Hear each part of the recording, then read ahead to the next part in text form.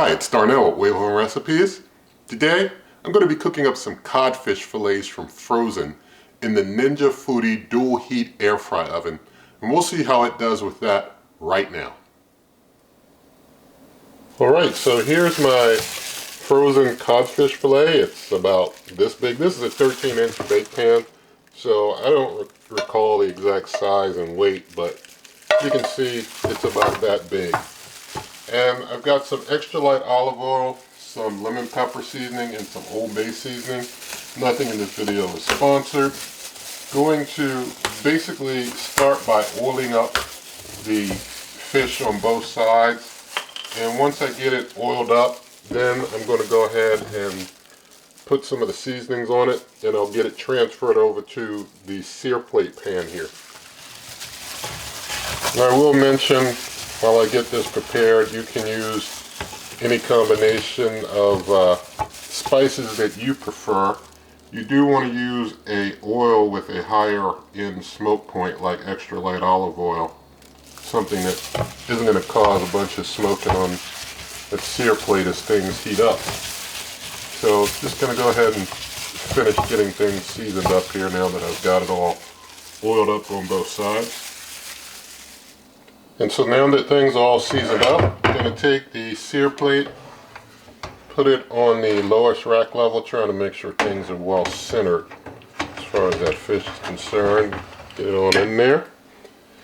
And thankfully the fish isn't up too much. I'm going to hit my heating elements or anything. I'm going to turn the cooker on, and I'm going to turn the selector to air roast. And with air roast, I'm going to change the temperature to 375. And we're going to try a cooking time of 20 minutes, so going up to 20 minutes. I don't plan on flipping the fish over. I'm just going to let it go ahead and cook on the side that it's on for the full duration. And it's pretty big fillet, so I don't want to bother with trying to go in there flipping and such. But if that's your thing, you can do that if you want to do that part way in. I'm just going to let it go as is. I'm going to hit start. It does a 60-second preheat, and then things go ahead and start cooking, so I don't mind just sticking it in early.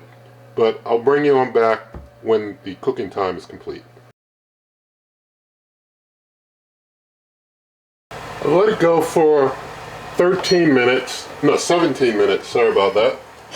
Looking at the 3 and thinking teens. But I let it go for 17 minutes with 3 minutes left to go on the clock there. And I'm going to just check it now. So it's been 17 minutes, air roast at 375. And it's just a little under, it's just a little cool. So I guess it's going to need those last 3 minutes anyway. I was thinking it might be done a little early, but we're going to let it go for those final 3, and then I'll bring you back. Alright, so now things have gone the full 20 minutes, with that last 3 minutes being over with. So we'll see if things come out just right now. And check, and we'll see if my original 20 minutes was, yes, we're at 170s. Yeah, amazing how in just a few minutes, that temperature, once things start getting really hot, it just really starts going. So we've got our finished fish there. I'm just going to take a piece off here and just put it on my plate for taste test purposes. And so you can see that fish there, and you can tell me what you think of this. So there's our piping hot fish, and I'm just going to get a piece off there. You see it's coming apart really easy with the fork, and we thank God for this, and let's taste.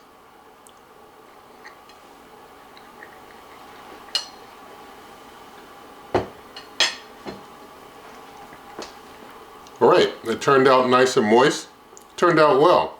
It's like you see it at 17 minutes, it looks done, but it's not totally cooked through. And then just a few more minutes and it's like, it's up there, but it's still really moist and it's still really good. It turned out good. It looks good, it tastes good. This cooker can do some good work, and you can cook direct from frozen. because of the size of the cooker, you can't put like the air fry basket in and the sear plate underneath. There's just not enough room to do that. You don't want to have the air fry basket on that higher level in there, the highest level, because that's too high. You want it in the middle, but you can't really have it in the middle with something to catch drippings because you can't have the sear plate underneath. So cooking things like this directly on the sear plate using the air roast, you can cook things straight from frozen. Turns out nice, no mess. So pretty good deal.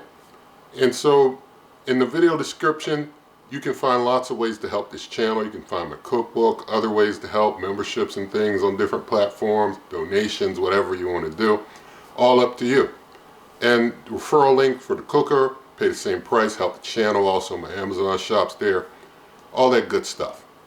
And with all of that said, if you like this video, please do give it a thumbs up, share the video with a friend, leave your comments, subscribe, hit that notification icon, and good eating.